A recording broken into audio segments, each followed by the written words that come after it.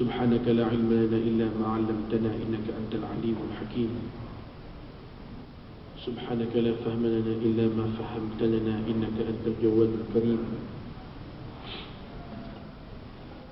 رب اشرح لي صدري ويسر لي أمري واحلل عقدة من لساني يفقهوا قولي.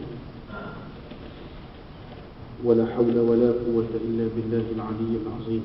اللهم صل على سيدنا محمد الفاتح لما أغلق والخاتم لما سبق ناصر الحق بالحق والهادي إلى صراطك المستقيم وعلى آله وأصحابه حق قدره ومقداره العظيم.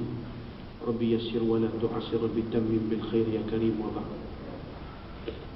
Alhamdulillah, pertama sekali kita terlebih dahulu sebagai hamba yang banyak menerima nikmat daripada Allah Subhanahu wa taala, maka kita hendaklah selalu berpesan kepada diri kita supaya senantiasa bersyukur dan berterima kasih kepada Allah Subhanahu wa taala yang telah memberikan kepada kita nikmat-nikmat yang banyak, terutamanya nikmat Islam dan iman.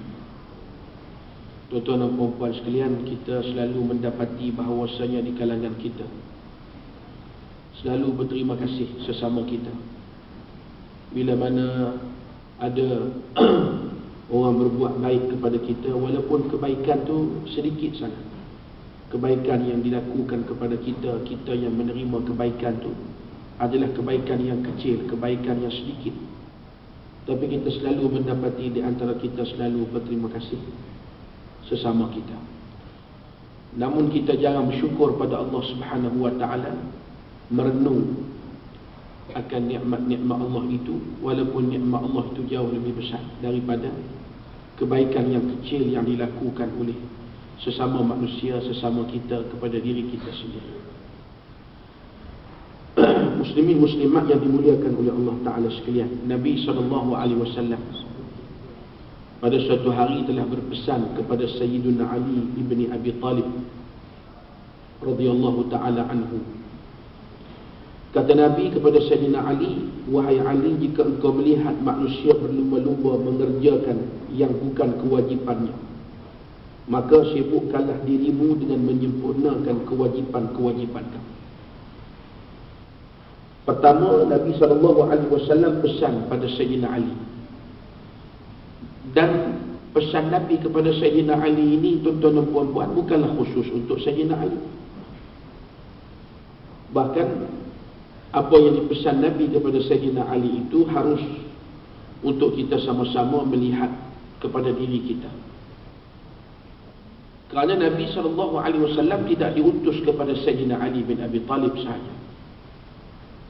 Bahkan Nabi SAW tidak seperti Nabi-Nabi yang lain yang diutuskan kepada kaum mereka dan umat mereka sahaja. Adapun Nabi kita Muhammad SAW diutuskan kepada seluruh alam. Maksud seluruh alam bukan sahaja kepada manusia, kepada jin, kepada seluruh makhluk. Sebab itu binatang-binatang pun tunduk kepada Nabi SAW. Kalau kita baca dalam hadis-hadis sahih riwayat Al-Imam Al-Bukhari, Imam Muslim, antaranya hadis sahih yang dihimpunkan oleh Al-Allamatu Syekh Abdullah ibn Siddiq Al-Ghummari, muhaddits Maghribi yang terkenal, menghimpun suatu kitab yang bernama Al-Ahadithul Muntaqah fi Fadail Sayyidina Rasulullah. Beberapa hadis yang terpilih pada menyebut tentang kelebihan Nabi kita Muhammad sallallahu alaihi wasallam. Antaranya hadis Nabi memanggil pelepah tamar turun daripada dahan tempat duduknya. Satu hari Nabi SAW, tuan-tuan dan puan-puan, datang seorang Yahudi, dicabar Nabi kita Muhammad SAW. Nah, Yahudi ini kata, "Muhammad, kalau dahan pokok tamar ni kamu tak boleh panggil dia datang kepada kamu, payahlah aku nak mengaku kamunya Rasul," kata Yahudi ini.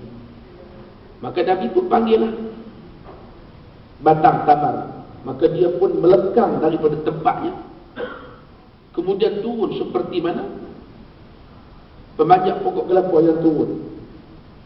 Ya, turun dan melompat-lompat sampai di hadapan Nabi SAW. Bahkan sampai depan Nabi cakap pula, "Labbaika wa sa'daika ya Rasulullah." Ya, labbaika wa sa'daika ya Rasulullah, membuktikan apa yang Allah sebut dalam Quran, wa ma min syai'in illa yusabbihu bihamdihi walakin la tafqahuna tasbihahum, kata Allah. Dan tidak ada sesuatu di dalam alam ini melainkan semuanya bertasbih memuji Allah. Ya, walakin la tafqahuna tasbihahum, tetapi kamu yang tak faham, kamu yang tak faham, kamu yang tak dapat nak mendengar bagaimana mereka itu bertasbih kepada Allah. Antara yang pernah diperdengarkan Nabi batu yang bertasbih Sayyidina Abu Bakar As-Siddiq radhiyallahu anhu. Nabi ambil seketul batu, Nabi dekatkan ke telinga Abu Bakar. Nabi kata, dengar, isma' ya Abu Bakar, dengar wahai Abu Bakar. Maka Abu Bakar mendengar batu itu menyebut subhanallah, subhanallah, subhanallah. Kerana ini bukan cerita dongeng, Quran sebut. Kamu yang tak boleh mendengar, kamu yang tak boleh memahami tasbihnya makhluk kepada Allah Subhanahu wa ta'ala. Ya. Kita yang tak faham bagaimana mereka bertasbih kepada Allah Subhanahu wa ta'ala. Seperti mana kata Nabi sallallahu alaihi wasallam, kalaulah kamu diizinkan oleh Allah untuk mendengar suara-suara yang datang daripada mayat yang sedang diadab oleh Allah di dalam kubur, maka nescaya kamu tidak akan membenarkan diri kamu dikebumikan setelah mati. Tapi yang dengar ni binatang-binatang dapat mendengar. Kita tak boleh dengar tuan-tuan dan puan-puan. Kalau kita dengar, kita mati, kita wasiatkan, kan? Kalau bapak mati, kamu jangan tanam dalam kubur, kan? Pergilah letak dalam hutan, kan? Letak kat batu kes lah, kata kita. Sebab tu kata Nabi, bila 7 langkah manusia terakhir meninggalkan kubur kita besok, bila kita mati, maka bermulalah soalan Munkar dan Nakir. Tukang tanya, Munkar. Tukang sebab, Nakir. Kan? Bukan dua-dua tanya, bukan. Kan? Yang tanyanya malaikat yang bernama Munkar, yang menyebab Nakir.